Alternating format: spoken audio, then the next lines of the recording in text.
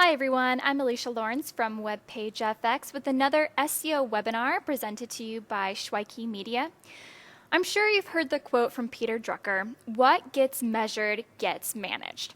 There's been a huge push these past few years in PR and marketing to show tangible ROI. Lucky for you, SEO is all about results you can measure. So today's webinar is going to do a quick overview on 4 very important metrics you should be tracking that will also give you a good idea how your SEO tactics are performing, and maybe even a few ideas on how to improve them. The first metric I want to dive into is keyword rankings. The reason why I'm phrasing this as keyword rankings instead of page rankings is because I want you to think strategically about your keyword choice. You can create a page that ranks number 1 on Google for dozens of keywords, but none of those keywords get a lot of traffic, or maybe they aren't relevant to your industry, and therefore it really doesn't produce you anything of value. And the people who would find it would bounce quickly off your site. And that's no good. You need to be optimizing your site and creating content to rank for the right keywords in order to get quality traffic that will convert. So if you haven't already, create a keyword mapping report so you can know what your target keywords are. When you're creating content, make sure you spend time finding the right keywords that are feasible to rank for and apply to your audience. Once you know your keywords, you can proceed in measuring how well you are doing. If you're familiar with Google Analytics, a few years ago, they started to take away your ability to see what keywords you're ranking for. I'm sure you've noticed by now the vague not set or not provided terms that now fill that place. So I'm going to pull up Google Analytics here. And the first thing I want to show you is actually how to see the keywords that are provided on Google Analytics. So you're going to go to Acquisition, and then All Traffic, and then Channels. And then if you go up here to Other and click it, you can put in landing page. This is going to show you keywords by a specific landing page. And then on second dimension, do keywords.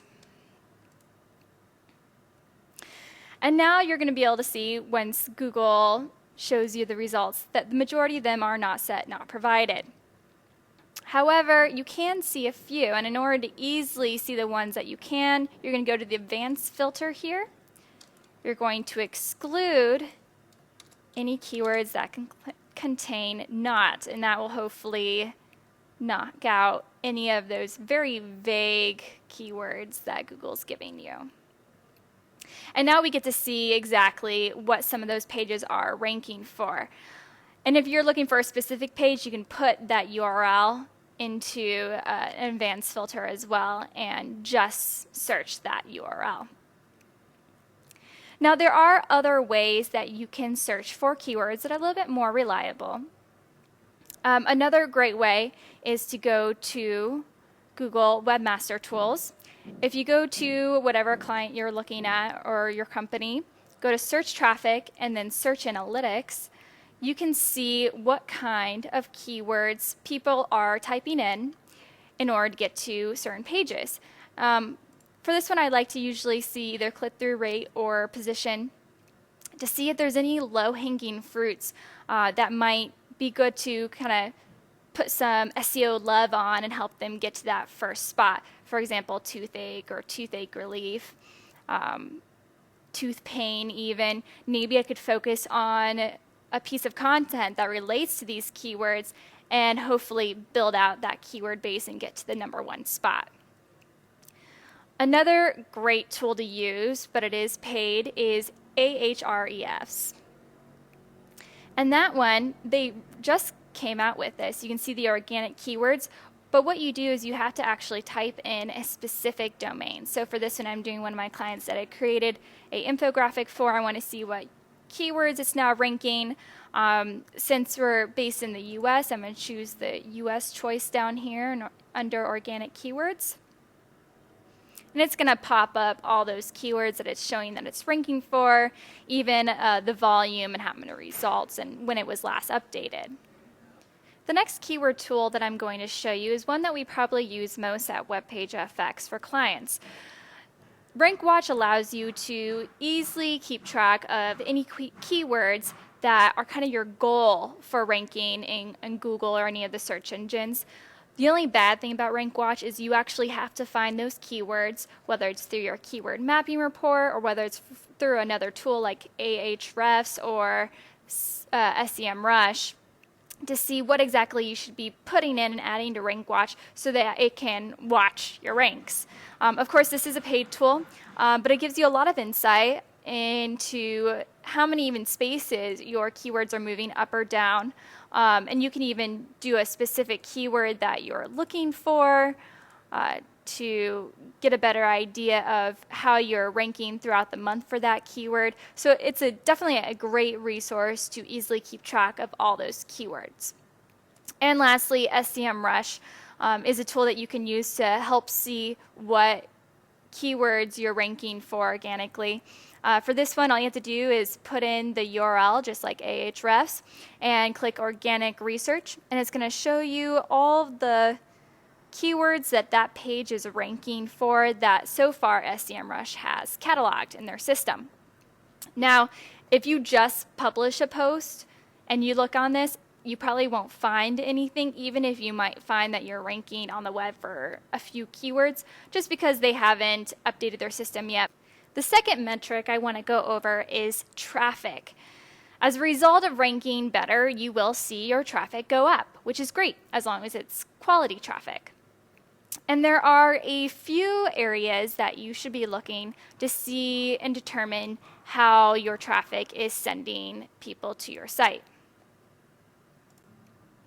Going back to Google Analytics, going under Acquisition, All Traffic, and then Channels, you'll once again see that it has a few main default channel groupings. One is organic search, direct, referral, social, paid search, and display. The ones I want to focus on are organic search, referrals, and social. Just to give you a brief synopsis of the other two that I think are worth mentioning here. Direct traffic is when people put your URL into their browser, but it could also mean a few other things, such as clicking a link from an email or a PDF document. Some social media mobile apps don't show up as referral traffic, but instead will show in direct. So if you're really curious about where traffic is coming from, you can always create a tagged URL using Google's URL Builder tool, and that will show up in your Google Analytics to help you better track it.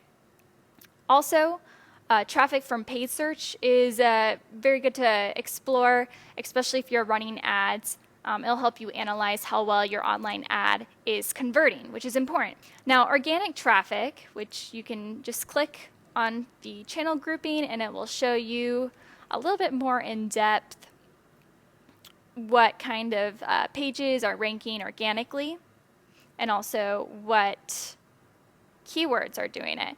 You can switch to landing page up here under primary dimension if you'd want to see that version of it. So you can tell that toothache home remedies really is getting a lot of traffic, and we also saw that that was a hot topic in our Google Webmaster Tools for this client. So organic traffic, for those of you who don't know, is traffic that is coming to you from a search engine. So for example, if I go to Google, you can see I typed in SEO companies in Harrisburg. Ideally, you would want to do this in incognito and not signed into your Google Plus account, because Google Plus changes the ways that you see search engine results. But because I have to access the Google Analytics, I'm signed in at the current moment. For this one, what you see at the top here is actually ads, and then you see local search. So Google pulls this information in, and then organic search comes right here under the local search. And so you see WebPageFX is ranking on the top two listings there, which is great for organic. So that's what organic traffic is, and that's what you're going to be seeing here, is those articles coming there and being clicked. For referral traffic, going back to my channels here, referral traffic is coming to you from another site. For example, a link that you built in a blog post. People are clicking that link and coming to your site. That's what you'll find under referral traffic. And then Social traffic is traffic coming to you from social networks like Facebook and Pinterest. Now, depending on your business, this might not be as an important metric as maybe for a cookware company who does a lot of blogging and does really well on Pinterest, and people are coming to their site with recipes or talking about green cookware and then ending up buying products because of that social referral. So those are the three that you should probably be checking out regularly. Our third metric that I wanted to go over is links. Though sometimes criticized, link building correctly is still one of the best things you can do for your SEO, besides optimizing your site in general. You can generally see links impact in the search engine result pages when rankings increase and your domain authority, which is Moz's metrics for the overall rankings of your site, increases as well.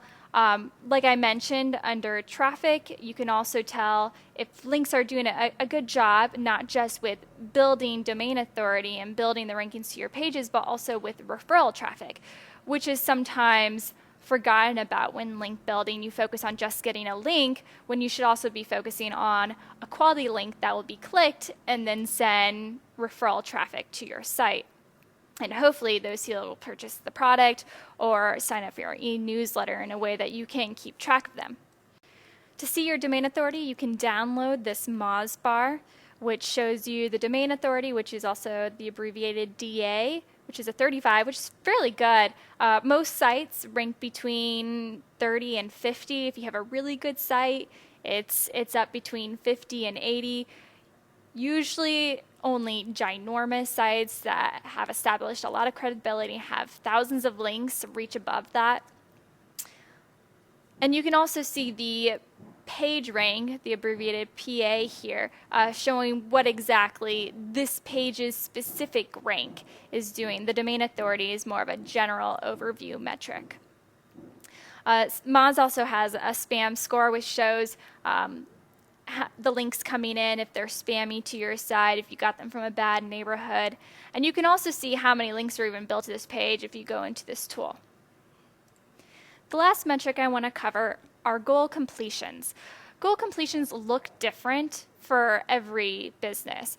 Some might be just a contact page. Maybe you offer a service. So by someone filling out that contact page and inquiring about it, that could be considered a goal completion and tracked in Google Analytics. Sometimes it can be considered a subscriber to an e-newsletter. Subscribers are one of the best ways to really get in touch with your target audience. One of the trends for this year is owned media. Companies are building up their blogs and social profiles as a way to establish credibility and thought leadership in their niche. And one of the most valuable results of this is the email subscribers, which is just a list of emails and names of people who say they are interested in what you do or talk about. And it's really the perfect potting soil to sow seeds that grow into loyal customers. And of course, there's the obvious purchases. And you can always track this in Google Analytics by setting up goal completions in your admin tab here. And I would highly encourage you guys to set up as many goal completions as you think would be profitable in determining what type of SEO strategies work, maybe where you need to improve.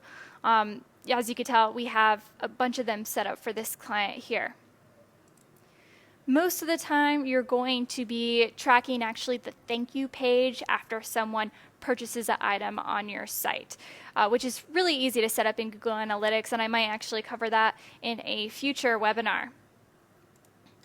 Well, thank you everyone for listening. If you have any questions, feel free to email me at Alicia, ALICIA, @webpagefx.com.